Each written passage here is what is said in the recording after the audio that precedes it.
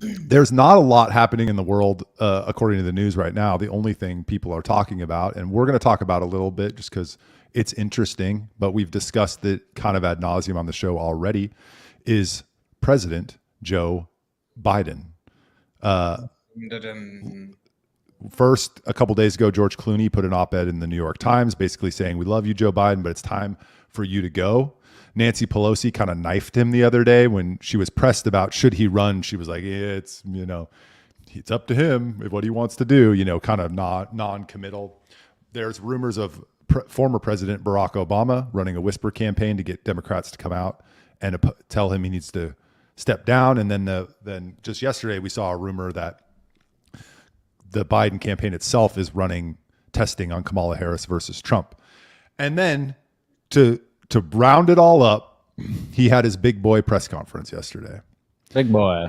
And I don't want to cherry pick too much. I'm going to cherry pick, but I don't want to cherry pick too much. Overall, compared to his debate performance, pretty good. Although pretty much all of his answers were incoherent. He was rambling, coughing, and he lost his train of thought and was like, anyway. And he leads the press conference, as people are all finding out. About an hour earlier, he introduces President Zelensky as President Putin. And then in his first answer to the question, he refers to Vice President Kamala Harris as Vice President Trump. I think I'm going to make just one point, and then I want to hear what you guys think. I think inertia is just going to take over it.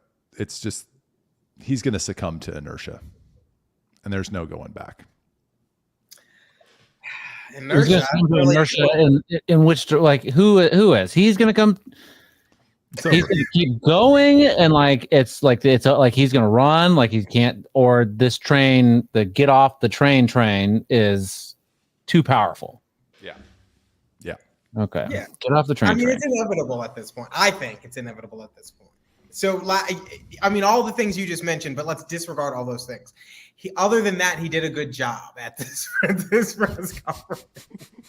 But what's interesting is on the Obama George Clooney thing. Now, which one is George Clooney? He was in Groundhog Which Day. one is George Clooney? Shut up. He's Groundhog Day, right? Anyway, that's Bill Murray. You know who George Clooney is. You're just trying to get me right. I know. No. I see his face. I can understand Lucy Lawless from last week. I can understand why you may not know who that is. She hasn't been relevant in 15 years. That's fine. But she was relevant when we were younger. Not knowing George Clooney is too far. Who George Clooney is. I just cannot place him in a movie right now. One of the best movies of all time, Burn After Reading. Never heard of it. Oh. Okay, anyway. So George Clooney was apparently at a fundraiser for Biden with Obama about a week or two ago, and apparently they're very good friends. And so ABC was reporting that before he wrote that op-ed, he consulted with Obama. And Obama may not have said, yes, do it, but he certainly didn't say, no, don't do it. And I think that's particularly interesting. And in addition to that, Gretchen Whitmer was on Stephen Colbert, I think it was last night. And Stephen Colbert asked her, do you think he should get out of the race? And she literally responded. She was like, you have a nice tie on. And then they shook hands and laughed it off. You have a Democratic governor from Michigan who is not, and she just has a book out now too, so she's on the circuit, who cannot stand up and say that the nominee of her party should be and sitting president should be the one running for re-election. And all these other people are falling. Pelosi, like you said, is coordinating things behind the scenes. I don't know how you fight that. I don't know how you fight that. And I don't know how, if you fight that and somehow still win, you then work with these people who all wanted to take the presidency away from. It's just, I don't see a future there. So I just don't see how he stays in. Yeah, you can't turn it back. Big Rich. Matt Cash's song about you, Big Rich. Oh man, I love G. Matt Cash. How did you feel when you heard the record? He doesn't know who that is, by the way. Okay, so first it started with the nickname Big Gretch. Ugh. Big Gretch. Big Gretch. Ugh, gross. Big Gretch is looking like a big dude. That's a guy. Okay, not every Democratic woman is a man. This is All right. What? AOC is not a man. She's a beautiful Latina. I mean, So- without a doubt. And I don't think what's her friend the with the turban? What's her name? Ilhan Omar. Yeah, she's a man. She's a woman. She's definitely a woman. Nancy Pelosi's a woman. The SS milk trucks coming through, and you got what? What? They're coming to port. They're coming to port. Here's on the woman thing. Here's an observation that I have, and if the Trump team is listening, you got to pick a woman VP. I don't care that you're already down the road on Rubio, Burgum, and Carson. Like, you could be setting up for an all woman versus an all man ticket, and they'll just run on abortion, and that sings trouble for the Trump camp. Was a thought. Yeah, I mean, the 4chan was. I shared that screen with y'all over the week in our group thread. 4chan's really thinking that it's going to be Tulsi Gabbard because she did an interview with Megyn Kelly, and they were just like flirting with each other almost about the idea of like a woman VP for Trump, and it's just like, oh, we know like what's going to happen. Like they're like knowing smiles, like women are wont to do. You know what I mean, Charles? Yeah. I listened to that portion of the interview. I did not get that impression. Did you listen or watch? Both. No, I probably just listened. I watched it. I don't think he's going to pick her. And Steve Bannon said that he suggested to Trump that he pick a woman, and that he doesn't think that's going to happen. So somebody with some amount of insider knowledge. Tulsi. And Why can't you pick Tulsi? Why? I was just about to explain why.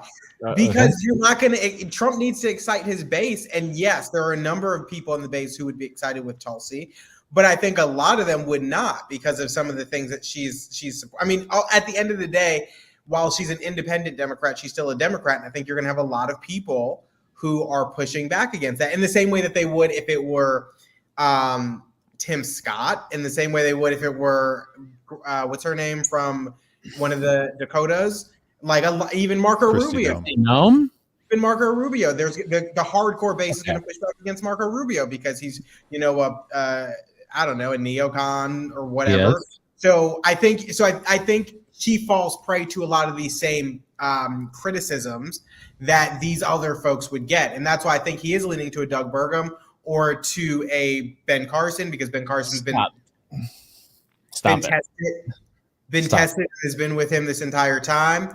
I think he doesn't want someone who's going to overshadow him, and he doesn't want someone who's going to get the base upset. He just wants them to shore them up. And I think that's why did he go with Mike Pence? Because it calmed evangelicals because he wasn't going to overshadow him because it was a safe pick. I think he's going to go with a safe pick. Now, that might be a woman. It might be a woman. I just don't know that it's Tulsi. Well, first off, Trump's base is already excited no matter what Trump does. There's nothing that Trump can do that his base will be like, oh, what? Like Laura Loomer's never going to get off the Trump train, right? And Mark, if you're talking about exciting the Trump base and then you, in the same breath, talk about Doug Burgum, what?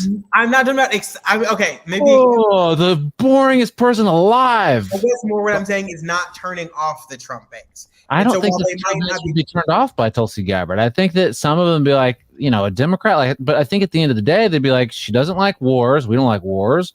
She hates Trump is always playing 4D chess, says Dane. Yes, and he's doing it underwater, right? So I don't think that the base is going to be upset if he did. He's not going to pick Tulsi Gabbard. I don't think. But see, he literally just Dane agrees with me. He says I think he will pick a nobody for VP. That's exactly what I'm saying. Yeah, and Tulsi Gabbard's a loser. But she's not a nobody. Everybody, she's not a loser either. I think that she's a perfectly fine person, but she's lost so many times is what I'm saying. She's literally a loser when it comes to presidential politics. And I just wanted to get Michael upset, and I knew it would, and it worked. He's mad. Do I look upset? Dane, who do you think they're going to pick? Please tell us. Dane. What I said. I thought you said Dade.